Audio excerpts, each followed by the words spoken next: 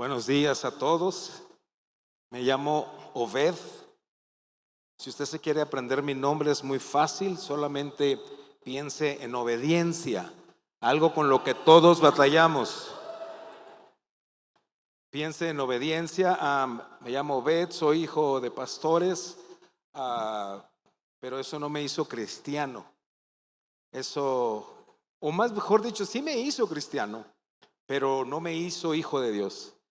Tuve que, como todos ustedes o como cualquiera que esté aquí, necesitamos tener un encuentro con el Señor y recibir el milagro más grande que podemos experimentar en nuestra vida, que no es ningún tipo de sanidad, que no es ningún tipo de deuda cancelada, que no es ningún tipo de rencor que se va. El milagro más grande que podemos recibir usted y yo es que nuestros nombres se escriban en el libro de la vida y que resucitemos para vida eterna a través del nuevo nacimiento. Así que siempre digo en broma, ¿verdad? Que si hubiera nacido en un hospital eso no me hace doctor. Y haber nacido en una cochera no me hace un Volkswagen, ¿verdad? Pero nací en familia cristiana y agradezco a Dios porque por la mamá que tuve, el papá que tuve. Mi mamá me enseñó a leer usando del libro de texto la Biblia. No pude ir al primer año de primaria porque mi mamá, en ese tiempo eran otros tiempos y mi papá no hacía las cosas que hacían las mujeres, que era llevar a los niños a la escuela. Mi mamá estaba rota de sus piernas, de sus dos piernas, 4 pedazos en una y 7 pedazos en otro, fracturada. No podía caminar, de hecho el diagnóstico era que jamás iba a poder caminar. Y entonces, como no pude ir a la escuela, mi mamá me dijo, yo te voy a enseñar. Y ella, acostada, con las piernas enyesadas y atravesadas con fierros, levantadas ahí en una cama, ella agarró pidió un pizarrón, un gis, y me enseñó las vocales, me enseñó las consonantes y a combinarlas. Y como libro de texto usó la Biblia.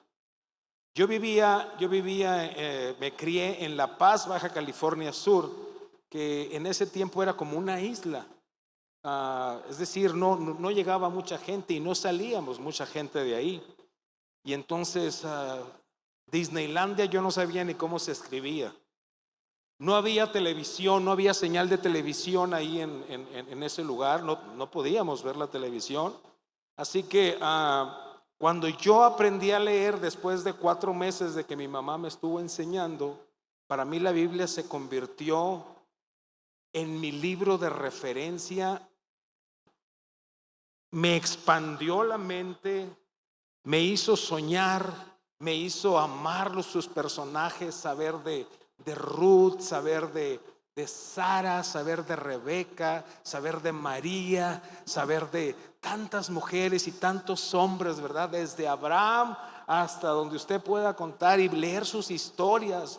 Yo me convertí en el niño que mataba al gigante. Yo me convertí en el profeta que hacía llover fuego del cielo. Yo me convertía en el profeta calvo, ninguna referencia, que cuando le gritaron, calvo, ese pelón, ¿verdad? Salieron unos leones y se comieron a los muchachos que se estaban burlando. Yo me convertía, ese era yo volaba, yo viajaba a través de eso. Y aprendí a amar la palabra. Aprendí a amar la palabra, pero no solamente amarla en el sentido de lo que me hacía sentir, sino también en el sentido de lo que construyó y edificó en mi vida. De cómo forjó mi carácter y cómo poco a poco esa palabra fue forjando mi vida de tal manera que tomé la segunda mejor decisión de toda la vida. La mejor decisión es encontrarte con Cristo y aceptar o no el regalo de perdón que Él te da a través de la cruz. Es la primera decisión, la más importante que vas a tomar en la vida. No la toma Dios por ti, no la toma alguien más por ti, la tomas tú directamente. Y la segunda decisión más importante en la vida es, en mi caso y en el caso de ustedes, ¿verdad? de todos nosotros debería de ser encontrar un compañero para la vida, un esposo o una esposa. Y elegí bien.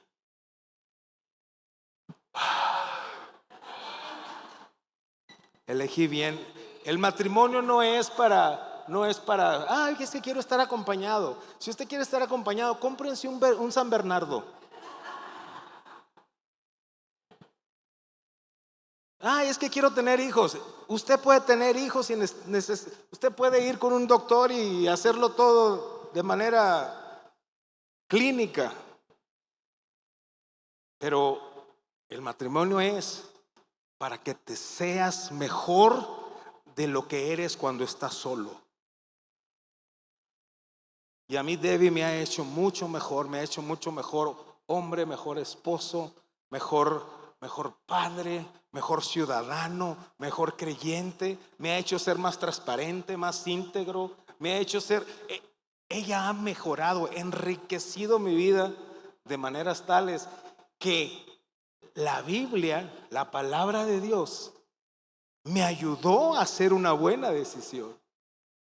Muchos andan, pastores, muchos andan en el negocio o en el ministerio de andarle escogiendo pareja a la gente. O alguien dice, oh, Dios me revela que tú te vas a casar con esta, ¿verdad? Dios no toma esa decisión por ti. Dios no te anda poniendo mujeres y te anda diciendo cásate con ella. No, Dios te guía a la palabra. Y en la palabra encontrarás los fundamentos, principios y valores que deberá de tener la mujer o el hombre que tú elijas. Así que todo esto solamente para decir que le doy gracias a Dios por mi esposa. ¿Les parece si hacemos una oración así sentados como están? Señor, estamos listos para escuchar tu voz, porque sabemos que una palabra tuya y todo será diferente. Voz de Dios que destruye las montañas, que detiene los ríos, que abre los mares.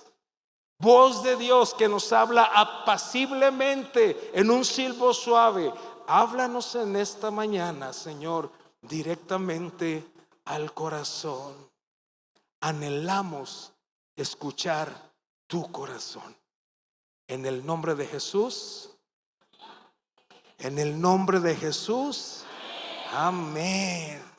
Amén. En segunda de Corintios capítulo 1, no lo busque, capítulo 1 versículo 20 dice que las promesas de Dios son sí y son amén. Las promesas de Dios son un privilegio que tenemos los creyentes. No es un derecho. Lo voy a volver a repetir. Las promesas de Dios no son un derecho. A veces nosotros decimos, tú tienes derecho a las promesas de Dios. No, las promesas de Dios son un privilegio para sus hijos. Un privilegio es algo que te permite accesar a algo que los demás no pueden accesar. Por ejemplo, un pasaporte, ¿verdad? Usted y yo, si tenemos un acta de nacimiento, si somos mayores de 18 años, podemos ir ante la agencia de gobierno y tramitar nuestro pasaporte. Ellos revisan nuestros documentos, no solamente lo que les dije, sino los demás, y entonces dicen, tienes no un derecho, sino el privilegio de tener un pasaporte.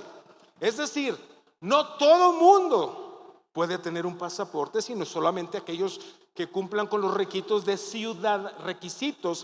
ciudadanía. Las promesas de Dios son así, y te voy a hablar de las promesas de Dios en esta mañana. ¿Estás listo? Todos los que dijeron sí, abróchense su cinturón. A todos los que no contestaron, ¿están listos? Mira, eran más los que no contestaron que los que sí respondieron. Abróchense su cinturón también. Vayamos por favor al capítulo 1 del libro de Lucas, del Evangelio según Lucas. Lucas era un médico, Lucas era un erudito, era un científico. Lucas es el único escritor no judío que forma parte de los escritores de la Biblia. Todos los escritores de la Biblia fueron judíos excepto Lucas. Lucas nació en la región, en una región al norte o al sur de lo que ahora conocemos como Turquía. Tenía nacionalidad griega, pero él había nacido al sur de lo que hoy es Turquía. Entonces, poniéndolo en nuestras palabras, era turco. Lucas era un hombre de ciencia que había asistido a la universidad. Pablo se refiere a él como el médico amado. Y Lucas es un escritor que, si el apóstol Pablo no es el autor de Hebreos, escúcheme bien, no estamos discutiendo si es o no el autor de Hebreos, pero si el apóstol Pablo no escribió la carta a los Hebreos, entonces Lucas es el escritor que más material aporta al Nuevo Testamento, más volumen de material, porque él tiene dos tratados. Su primer tratado, que hoy vamos a leer en su primer capítulo, que es Lucas, y su segundo tratado es el libro de los Hechos de los Apóstoles, que no debió haberse llamado así, sino debió haberse llamado los Hechos del Espíritu Santo. Entonces, tenemos este formidable escritor, hombre que va e investiga, que sabe usar el método científico para investigar y para llegar a conclusiones y a hechos que más estén cerca de la verdad. Él, por ejemplo, escribe de Jesús, que cuando se perdió en el templo, es el único que habla de eso, y establece los principios que la psicología estableció en la década de los 70, que forman parte del desarrollo humano. Bueno, Lucas los tiene desde el capítulo 2 de Lucas, del capítulo 2 del Evangelio de Lucas. También, por ejemplo, él a partir del capítulo 8, Lucas establece la ciudad de Jerusalén como el centro del ministerio de Jesús, aunque todos sabemos que el ministerio de Jesús se desarrolló alrededor del lago de Galilea. Entonces hace muchas aportaciones. La más interesante, en lo particular creo, es cuando él habla acerca del nacimiento de Jesús, porque él en nuestras Biblias dice: y María tuvo a su hijo. Así es como lo podemos leer en el capítulo 1. Pero en los manuscritos más antiguos da a entender que María no tuvo asistencia de ningún tipo, es decir, no tuvo un médico, no tuvo una partera, ni siquiera José estuvo ahí, porque eran otros tiempos. Entonces, quiere decir, imagínense, el rey del universo, el ser omnipotente sobre el cual se sostiene la creación misma, cuando nació, cuando se encarnó en una pequeña célula, y luego después de 9 meses respiró aire como usted y como yo. Imagínense, ni siquiera asistencia en su parto tuvo. Todo eso lo leemos en Lucas, porque Lucas es un escritor que va más abajo de lo que sería la epidermis, la piel. Entonces, con esto en mente, vayámonos por favor al versículo 5. ¿Está listo? Hubo en los días de Herodes, rey de Judea. Esto me encanta, porque no es así como en los cuentos: érase que se era, allá en el reino de nunca jamás había un hombre llamado Shrek. No. Esto no es Disneylandia. Esto es hechos históricos comprobables. Y dice: en los días de Herodes, rey de Judea, un sacerdote llamado Zacarías, de la clase de Abías, su mujer era de las hijas de Aarón y se llamaba Elizabeth. Imagínate, aquí empieza Lucas con una fuerza en su relato que nos hace entender esta pareja, él llamado Zacarías y ella llamada Elizabeth. Si podemos ver por favor que los significados de los nombres de estas, tenemos PowerPoint, ¿verdad? Perfecto, si lo puedes aventar, hijo, por favor. El nombre de Elizabeth, ¿cuál era? ¿Qué significaba, perdón? Quiero que ustedes participen en esto. Uno era Dios de pactos y otro era Dios recordado. Pero quiero que ustedes me digan quién es quién.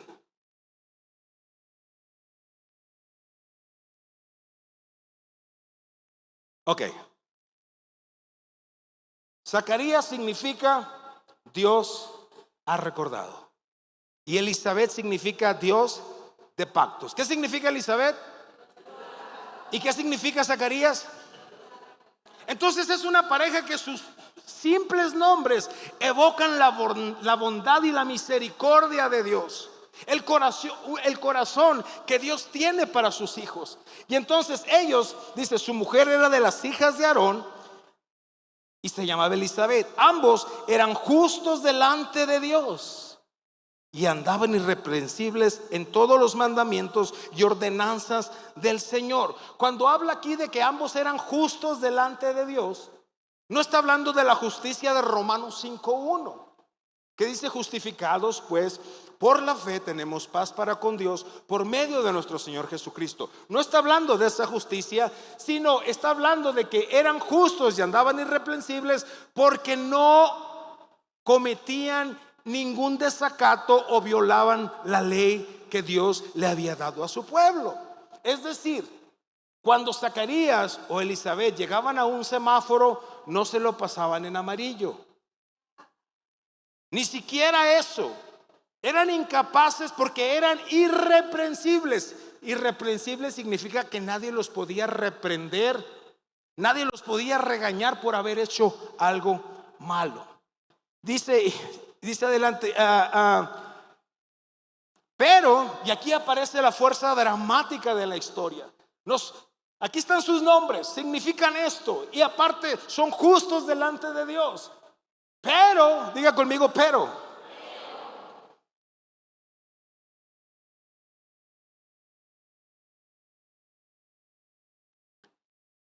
No tenían hijo, porque Elizabeth era estéril y ambos eran ya de edad avanzada. Y aquí está la fuerza dramática de esta historia, más dramática que una telenovela turca.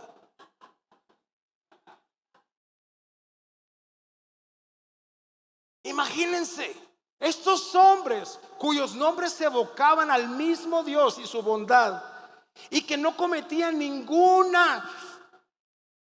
nunca cometían ninguna violación de la ley, no cometían un pequeño delito, no hacían nada en contra de la ley del Señor. No tenían hijo. ¿Cómo puede ser posible que estas personas que amaban a Dios, que servían a Dios, que venían de familias sacerdotales? Ella era de la línea de Aarón, de quien Dios había provisto, había dicho que se proveería para sí sacerdocio. ¿Cómo es posible que Dios, en ese tiempo se creía que la esterilidad era una maldición? Y otra cosa, en estos tiempos la esterilidad se le daba la responsabilidad o se hacía culpable a las mujeres. No es como ahora, ¿verdad? Que si alguien no pueden tener hijos, no pueden embarazarse, van a un médico y el médico a través de estudios determina cuál es el problema y entonces determina también cuáles van a ser los pasos para corregir esa situación. Aquí no, aquí era Dios los ha castigado y su mujer es la culpable. ¿Cómo puede ser posible? Y aquí está la fuerza, repito, del drama. Y aparte de eso, eran de edad avanzada. O sea, se complicaba más el asunto. Los mayores de 55 guardemos silencio ante esto. ¿Cómo puede ser posible que suceda esto, que Dios los haya castigado? Pero miren, siempre en el plan y propósito de Dios existe Dios mismo.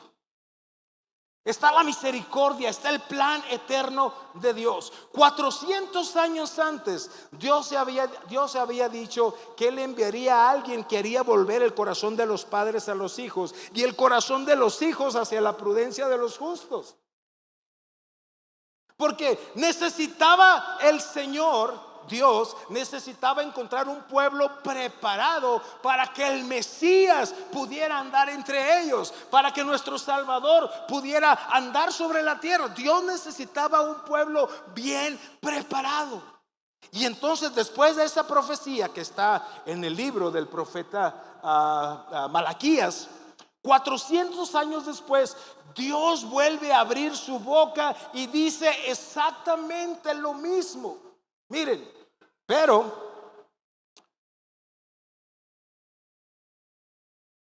aconteció que ejerciendo Zacarías el sacerdocio delante de Dios, según el orden de su clase, conforme a la costumbre del sacerdocio, le tocó en suerte ofrecer el incienso entrando en el santuario del Señor. En el capítulo 30, versículos 7 y 8, Dios había dado las ordenanzas para que en la mañana y en la noche se prendiera incienso. El sacerdote tenía que entrar y prender el incienso, y en la noche prender el incienso y las lámparas. Y entonces aquí está Zacarías. Se calcula que para el tiempo en el que sucedieron estos hechos, había cerca de 20,000 sacerdotes en Israel. Escuchó bien, 20,000. Significaba que probablemente a muchos sacerdotes jamás podrían ir a Jerusalén a ministrar en el templo del Señor. Entonces, para eso había un sorteo, y por sorteo se elegían a los sacerdotes, y entonces los sacerdotes podían ir a ministrar durante 2 semanas al pueblo en el templo de Jerusalén, ministrar al Señor. Dice, y mientras Zacarías se hacía eso, versículo 10, dice, y toda la multitud del pueblo estaba afuera orando a la hora del incienso. Aquí está Zacarías, que había sido elegido o sorteado, mejor dicho, y estaba sirviendo al Señor. Y entonces él entra al pueblo del Señor y dice, y toda la multitud del pueblo estaba afuera.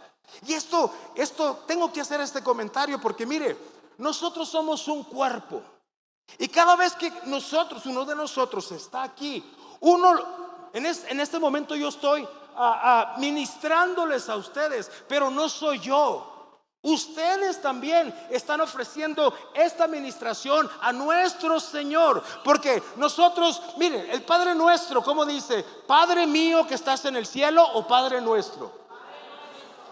Perdona mis deudas o perdona nuestras deudas.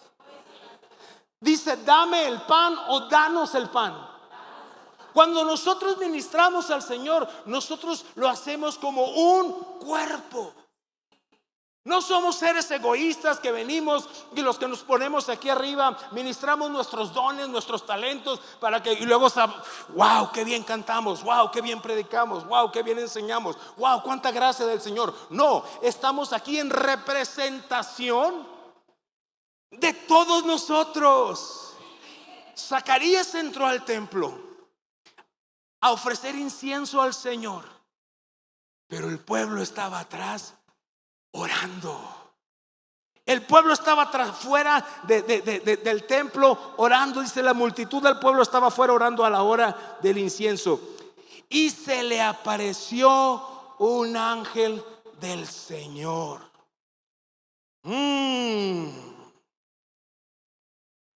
¿Qué te prepara como sacerdote?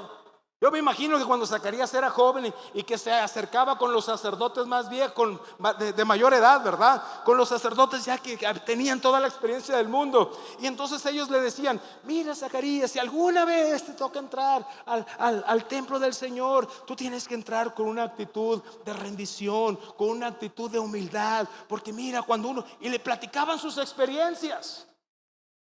Pero ¿qué te prepara para lo que está a punto de suceder aquí? Y se le apareció un ángel puesto en pie a la derecha del altar del incienso. Y se turbó Zacarías al verle, y le sobrevino o sobrecogió temor. Mire, lo primero que a un ser humano le sucede cuando ve a un ángel es que se llena de temor. Por eso, en todas las apariciones de ángeles en la Biblia, lo primero que los ángeles dicen es: no temas. Yo de niño me preguntaba, ¿qué así saludarán allá en el cielo? Bueno, no temas, no temas. No, lo que pasa es que los ángeles no son esos bebitos rosaditos con cachetitos y alitas que andan haciendo hay esfuerzo para no caerse, como nos lo ha hecho creer la angeleología popular. No, los ángeles son seres espirituales. El capítulo 1 de Hebreos nos dice que Dios mismo llama a sus ángeles, a sus ministros, llamas de fuego.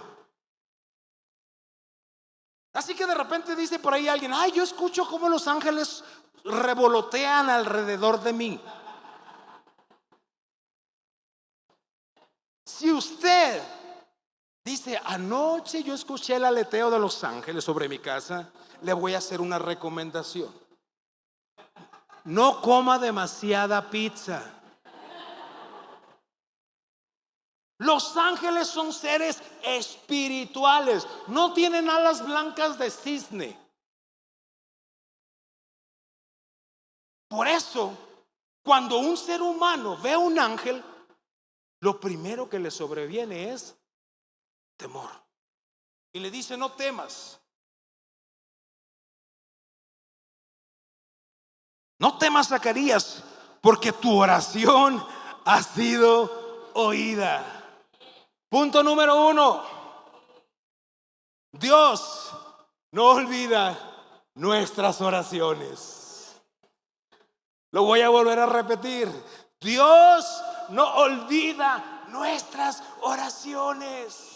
La oración más pequeña que usted hizo hace 20 años, la oración que usted hizo hace 20 semanas o 20 minutos o hace 20 segundos, la oración que usted hizo en silencio o la oración que usted hizo exclamando a gran voz, ninguna de sus oraciones Dios las olvida.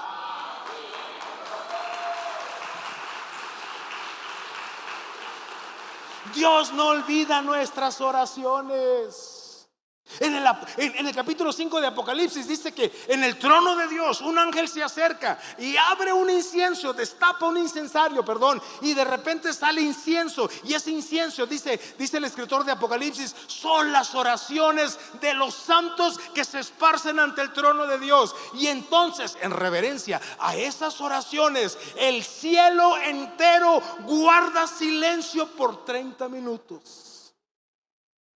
Así de apreciadas son las oraciones, que es lo único que puede silenciar la alabanza eterna al Dios Todopoderoso en el cielo. Sus oraciones son apreciadas, sus oraciones son recibidas, sus oraciones son amadas, sus oraciones son escuchadas. Pero es que yo hace 18 años hice esta oración.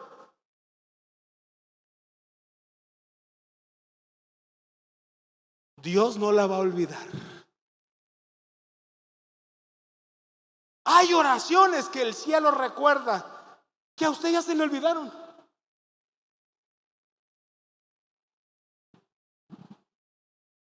Pero Dios no las olvida. Y muchos de nosotros a veces podemos pensar: es que Dios no me oye, es que Dios no me escucha. ¿Sabe? Yo tengo una respuesta para eso. Cuando no escuchamos la voz de Dios, o Dios no nos responde, o creemos que no nos responde, es por una razón. Y le voy a decir, se la voy a explicar. Cuando mis hijos eran pequeños, y ahora ya son adultos, pero cuando eran pequeños,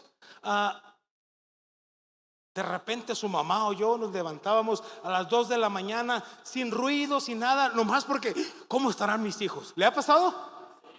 Ya iba uno al cuarto y ahí estaban. Uno dormía a la derecha y otro dormía a la izquierda. Y entonces llegaba y mis hijos siempre han dormido como legos desarmados. Yo entraba al cuarto, la cabeza estaba debajo de la cama, un brazo arriba en el abanico, las dos piernas metidas en el closet, la cintura estaba en la sala. O sea, siempre han dormido desarmados, así como si no tuvieran huesos. Y entonces se destapaban y yo llegaba y su mamá también y los cobijábamos y bien y luego al otro y luego eso duraba 3 minutos, 2 minutos y luego me quedaba en medio de la cama por media hora haciendo eso. No les decía nada, simplemente los estaba amando en silencio. ¿Sabe que cuando creemos nosotros que Dios no tiene una respuesta, en realidad lo que Dios está haciendo es amándonos, mirándonos en silencio, hinchándose de alegría y de gozo de ver a su hijo, de ver a su hija? Sofonías 3:17 dice, el Señor, sí, Sofonías es un libro de la Biblia, no se asuste.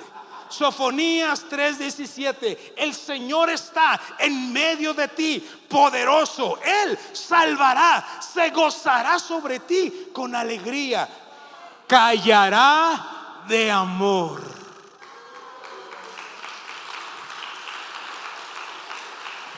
Callará de amor. Dios no olvida tus oraciones. Dice, tu oración ha sido escuchada, oída, y tu mujer Elizabeth te dará a luz un hijo y llamará su nombre Juan, y tendrás gozo y alegría, y muchos se regocijarán en su nacimiento, porque será grande. ¿Qué dice la promesa? Será grande.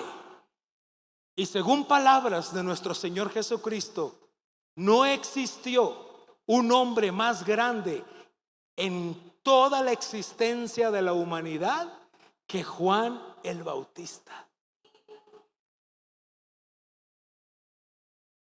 No beberá vino ni sidra y será lleno del Espíritu Santo, aún desde el vientre de su madre, y hará que muchos de los hijos de Israel se conviertan al Señor Dios de ellos. E irá delante de él con el espíritu y el poder de Elías, para hacer volver los corazones de los padres a los hijos y de los rebeldes a la prudencia de los justos, para preparar al Señor un pueblo bien dispuesto. Tú esperabas un hijo, Zacarías, como todos nosotros. Queremos un hijo, sí, ¿por qué? Y no sé, Zacarías, él esperaba un hijo para bañarlo, peinarlo así bonito, vestirlo de marinerito, ponerle sus tenis Nike, tomarlo de la mano y el viejito ir ahí caminando y llevar a Juanito al McDonald's y entrar a McDonald's y pedirle el desayuno para niños, y que entonces Juanito el niño dijera, o Zacarías le dijera, Juanito, ve a jugar, y que el niño le dijera, no papá, porque me ensucio. No, los niños no son así. Pero tú esperabas un niño así para que te alegrara la vida. Tú esperabas, Zacarías, un niño así para que Elizabeth estuviera plena de gozo y que en su hogar la felicidad fuera llenara toda la casa. Pero ¿sabes qué? No, Zacarías. El niño que viene será grande delante de Dios. Punto número 2. Cuando la respuesta venga, cuando la promesa de Dios se cumpla, superará tus expectativas. ¿Me escuchaste? Cuando la promesa de Dios se cumpla, superará tus expectativas. Señor, te pido por ese hombre que acabo de aprender ahorita que tú no me diste, sino que yo escogí.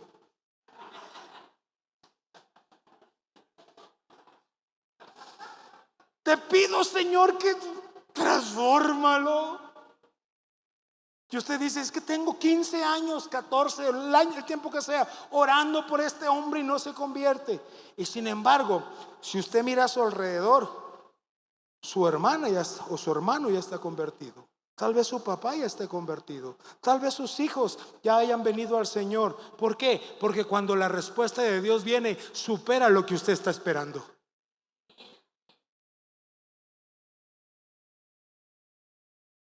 Cuando la respuesta, muchas veces Dios nos responde a través de lo que le sucede a otros. A veces andamos con envidias y con disgustos y con celos porque, mira, yo tanto que trabajo, yo tanto que hago esto, y el hermano, mira, apenas acaba de llegar al Señor hace 6 meses y hasta trae un carro nuevo. Mire, en el cuerpo de Cristo, cuando Dios bendice a mi hermana o a mi hermano, es simplemente el enganche, el anticipo de lo que viene para mí. No lo creyeron, les pasó por encima. Usted está pensando en que saliendo de la iglesia va a ir a comer pollos embarazados, guácala.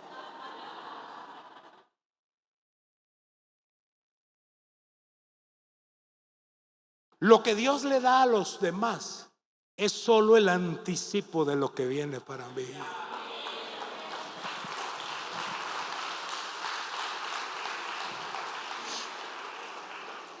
Mi papá murió muy joven.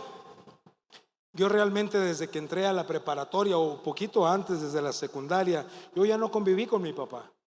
Y cuando me fui yo emigré de la ciudad de La Paz hacia Tijuana. Y allá estando en Tijuana, antes del primer año de yo vivir allá, mi papá murió. Entonces yo no tuve mucha referencia.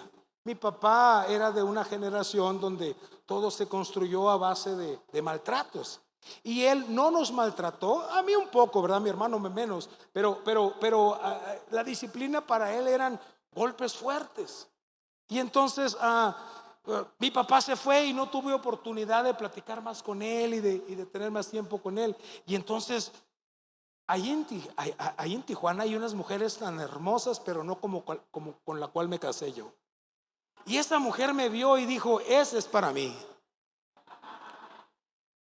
Y me casé con ella, pero cuando yo me casé, nosotros pensábamos tener hijos hasta pasados 2 o 3 años, porque obviamente nuestros sueños y nuestras ilusiones, nuestros planes eran, ay, pues vamos a disfrutarnos y vamos a viajar y vamos a hacer esto y lo otro, y ahí estábamos, y de repente nos casamos un día y 9 meses después estaba naciendo nuestra hija. Cambiaron nuestros planes totalmente. Y empezamos a criar a nuestra hija. Y luego después vino el otro. Pero a mí había un faltante, porque yo lo que hacía no sabía si era correcto o no, porque no tenía una referencia. Yo no sabía cómo ser esposo y yo no tenía una referencia de cómo ser un buen padre o un papá. Y entonces yo le oraba al Señor y yo sufría en mi corazón, Señor, ¿cómo puedo hacerle? ¿Cómo puedo hacerle? Hasta que un día el Señor me habló y me dijo, y fue un pensamiento que me taladró totalmente y me llegó aquí al corazón, al espíritu, en esta parte de aquí, no solo acá, sino y me dijo, te di una esposa maravillosa y te he dado un par de hijos únicos para que seas el esposo y para que seas el papá que tú no tuviste. Porque cuando la promesa de Dios se cumple, cuando su respuesta viene, supera nuestras expectativas. Sin embargo, si leemos el pasaje, después de toda la promesa, después de todo lo que el ángel le dice, dijo Zacarías, versículo 18, ¿en qué conoceré yo esto? Porque yo soy viejo y mi mujer es de edad avanzada. Es normal dudar. A veces en nuestras congregaciones nos enseñan a que lo único que debemos hacer es creer, y tienen razón. Y tienen razón. Porque que debemos tomarnos a nuestra fe, es verdad. Jesucristo dijo, Para el que cree, todo le es posible. Es decir, Dios es un Dios de posibilidades infinitas. Porque por fe andamos y no por vista. Porque esta es la victoria que vence al mundo, nuestra fe. Porque sin fe es imposible agradar a Dios. Es verdad.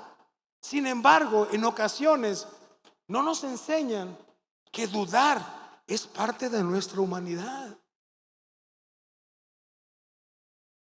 Y a veces nos hacen sentir, gente nos ha hecho sentir responsables por tener dudas. ¿Sabe qué? Le voy a decir una cosa. Si usted cree a la primera, usted no tiene fe. A usted le lavaron el cerebro. Pero si su fe se forma paso a paso, día a día, en constante crecimiento, entonces lo que usted tiene realmente es fe. Y le voy a decir cuál es el primer paso a una fe sólida y a una fe que permanece: la duda.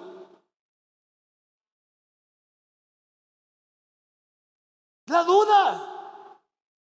Se imagina, este hombre estaba dudando: ¿cómo podrá ser posible que mi esposa se embarace? Ella es estéril y yo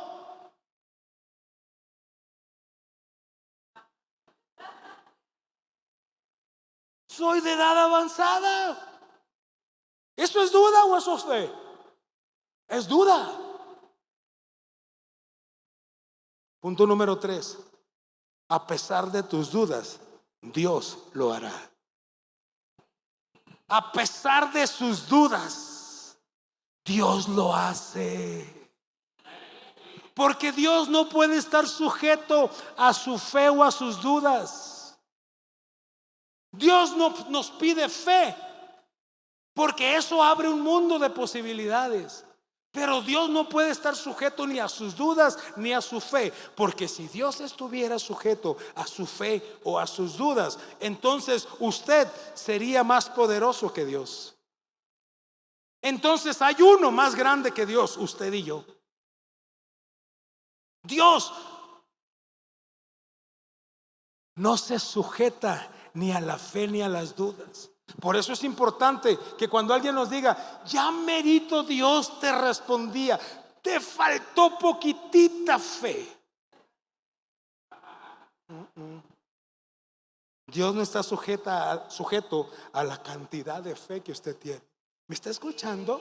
Esto es importante. No quiero crear confusión respecto a la enseñanza que usted recibe localmente. Yo lo que le estoy diciendo es de que Dios es poderoso y que Dios no puede estar sujeto al hombre ni a sus creencias o a sus dudas.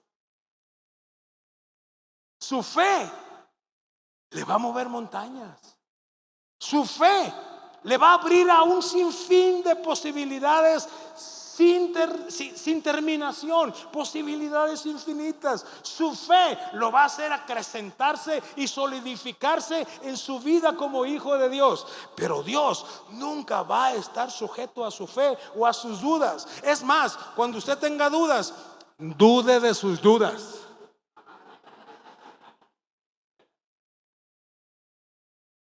¿Me cree?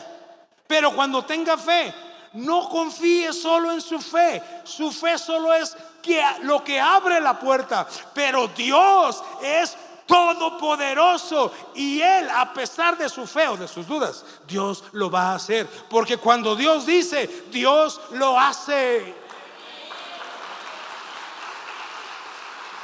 Si Dios lo dice, Dios lo hace. Y entonces es increíble el descanso que podemos encontrar en algunos de nosotros cuando entendemos esto: que Dios no está sujeto a nuestra fe, ni tampoco está sujeto a nuestra duda.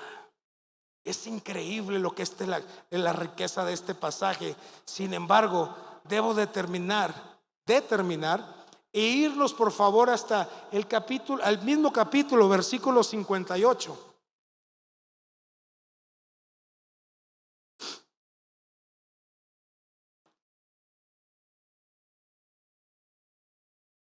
Dice: cuando Elizabeth, Antes de eso, si no, ¿cuánto tiempo me queda? Me quedan todavía 50 minutos, me dijo el pastor.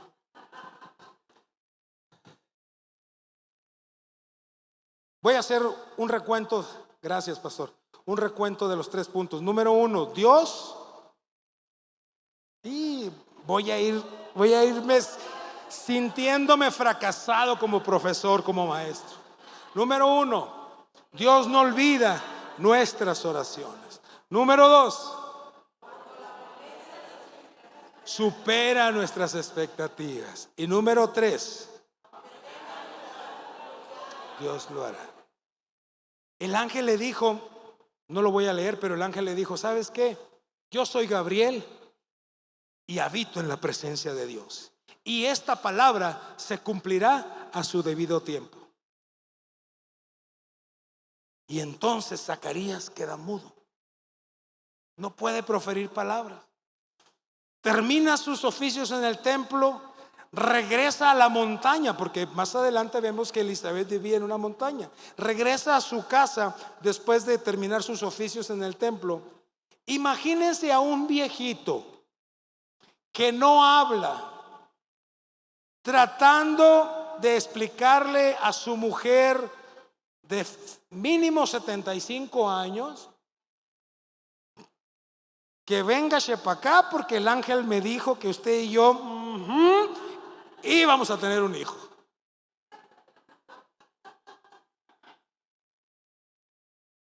¿Se fija cómo podemos encontrar cuando en la palabra del Señor qué hizo? No aparece aquí, pero ¿cómo le hizo? No le envió un WhatsApp, ¿verdad? Hermana, prepárese, ¿verdad? Hermana, no, llegó cansado el viejito, un viejito y una viejita, tratando de, ¿por qué? Porque esa es la manera en que Dios determinó que trabajando con sus dudas podían llegar a fundamentar o hacer crecer su fe. Dicho esto, vámonos a lo que pasó 9 meses después. Cuando Elizabeth se le cumplió el tiempo de su alumbramiento, dio a luz un hijo. Y cuando oyeron las vecinas y los parientes que Dios había engrandecido para con ella su misericordia, se regocijaron con ella. Y aconteció que al 8º día vinieron toda la bola de chismosos, no lo dice ahí, pero yo digo, para circuncidar al niño. Pobre niño, tenía que haber testigos de la circuncisión. Qué bueno que vivimos en el siglo XXI, ¿verdad? Y le llamaban con el nombre de su padre, Zacarías. Y alguien que no podía hablar le van a decir, ¿y cómo le van a decir? ¿Zucaritas?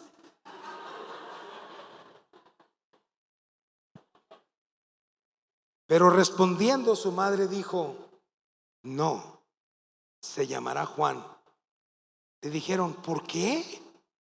No hay nadie en tu parentela que se llame con ese nombre.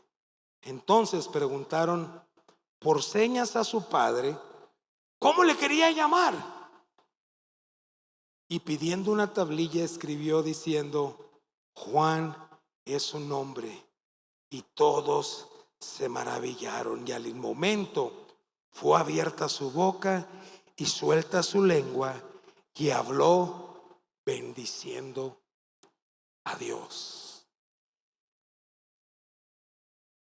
Las parientas, las vecinas, Eli, ¿cómo le vas a poner al niño? Se va a llamar Juan. Juan, muy ese nombre no está en la familia. Así son las señoras allá en mi pueblo, de donde yo soy. No, el niño debe llamarse mira, 90 años esperando para ponerle otro nombre tú.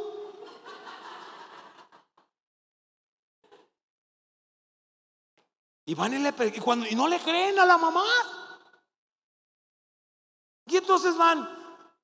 Aquí dice muy bonito, pero yo me imagino que si las señoras hubieran sido, miren, judíos y mexicanos son exactamente lo mismo. Oye, saca, ve, habla con tu mujer. Dice que le van a poner Juan al niño. ¿Cómo le van a poner? Y él tomó, no podía hablar, pero tomó la tablilla y escribió el nombre de Juan. Punto número 4. Defiende la identidad que Dios te dio. ¿Me escuchaste? Defiende la identidad que Dios te dio. Vivimos en un mundo de confusión. Entre más pasan los días, más este mundo, este pensamiento, este sistema de pensamiento trata de confundirnos. Nos trata de confundir pensando que somos unos ilusos porque creemos en un Dios que nadie ve, porque creemos en un Jesucristo cuyo nombre produce urticaria y comezón e incomodidad en la sociedad. Tú puedes hablar de Buda, tú puedes hablar de cualquier tipo de ídolo, puedes hablar de brujería, puedes hablar de adivinación, puedes hablar de lo que sea, pero menciona la palabra Jesús y todo el mundo se incomoda. Y trata este sistema de pensamiento confundirte, pensando que si Dios te hizo de carácter femenino y con biología femenina, tú eres lo suficientemente inteligente y eres lo suficientemente fuerte para tratar de cambiar la identidad que Dios te dio. Pero no solo eso, también trata de cambiar la identidad o de confundir la identidad que Dios te ha dado. Y Dios te dio una identidad cuando naciste, pero también te ha dado una identidad cuando naciste de nuevo. Eres hija, eres hijo de Dios.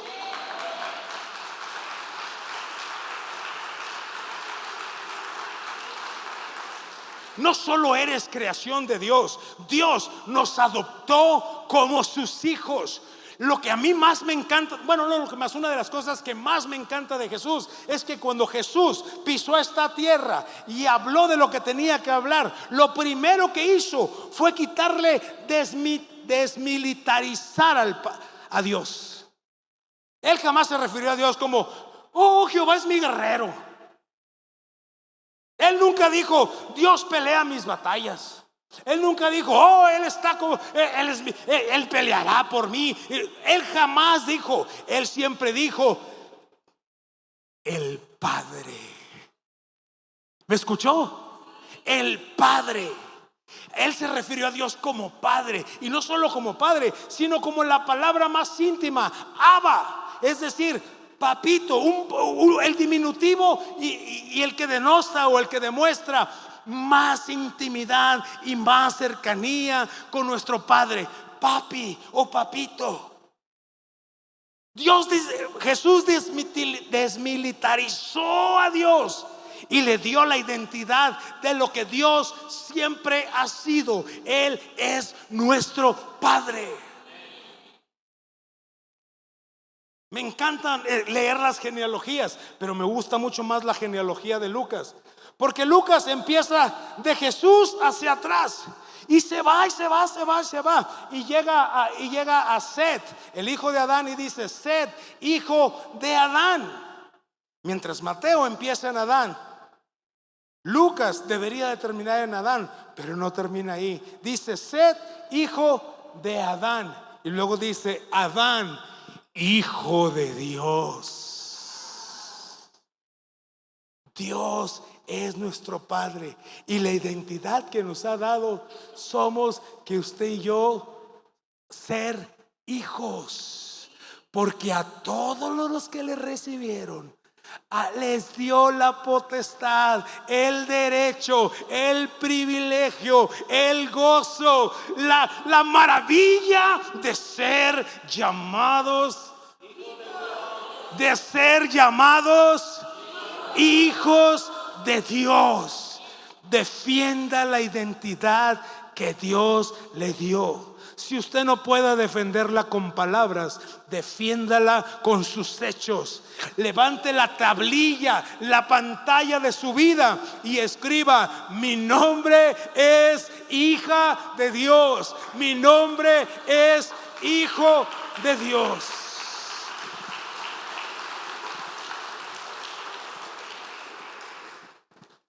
En el 2018 vino la oscuridad a mi vida. Si junta todos los meses en que fui totalmente ciego, es 1 año y 4 meses.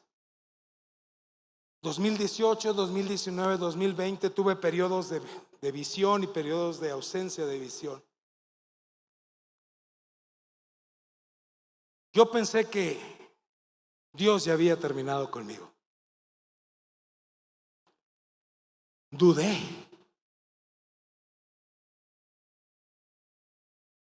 Sin embargo, Dios me dio una segunda oportunidad cuando no merecía ni la primera. Cuando vino la prueba a mi vida,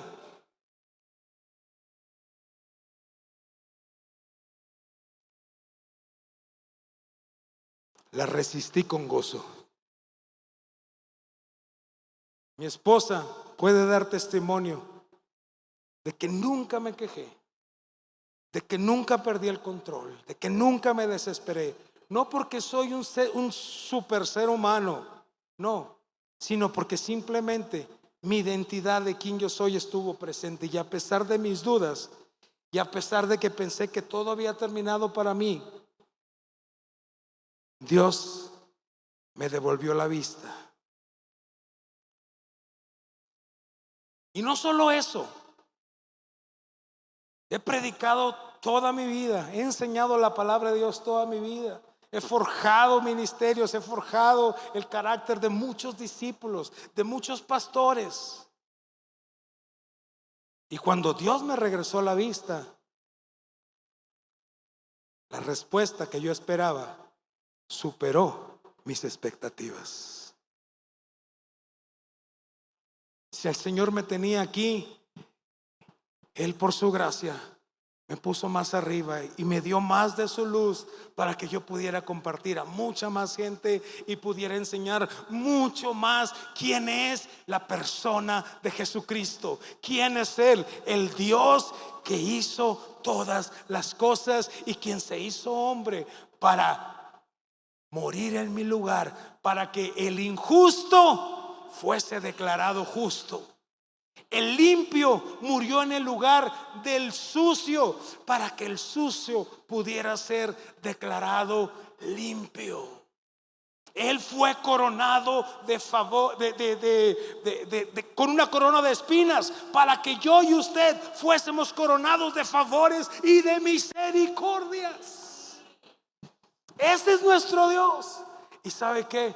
No voy a huir a mi responsabilidad. Anunciaré su nombre, anunciaré su palabra, levantaré en alto el nombre de Jesús, levantaré a la persona de Cristo como bandera para que todo mundo pueda ver que en Él hay vida y vida eterna.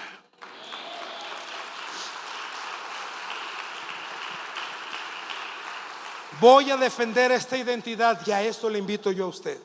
Defienda su identidad como hijo de Dios. Y dentro de esa defensa de la identidad, usted tiene que enseñarle al mundo quién es Jesús. No se quede con la riqueza eterna que usted ha recibido. Usted tiene que compartirla, tiene que darla. Si me ayudan, por favor, muchachos, vayan subiendo. Sí, abra, testifique, compórtese, tenga el carácter de Cristo en su vida, predique. Y como dijo un hombre de la antigüedad, y si es necesario use palabras, pero su vida es la predicación más fuerte que usted puede dar. Cuando usted defiende su identidad, cuando usted trabaja con sus dudas, cuando usted se recibe a que la respuesta de Dios superará sus expectativas, y cuando usted recuerda que sus oraciones son escuchadas y que Dios no las olvida, usted, escúcheme bien, usted es el mejor predicador del evangelio que esta ciudad pueda tener. ¿Se pone de pie, por favor? ¿Me dejan orar por ustedes? ¿Puedo orar por ustedes? Los que no dijeron nada, ¿también podría yo orar por ustedes?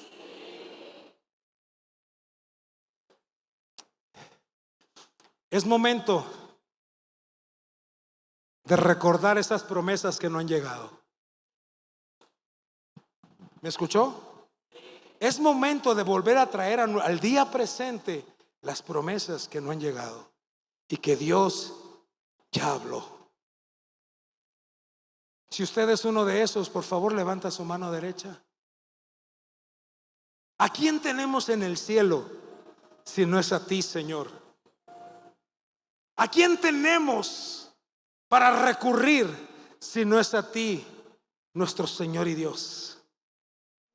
Así que hoy abrimos nuestras manos literalmente, Señor, físicamente, porque espiritualmente hoy abrimos nuestro espíritu para recibir tus promesas, Señor.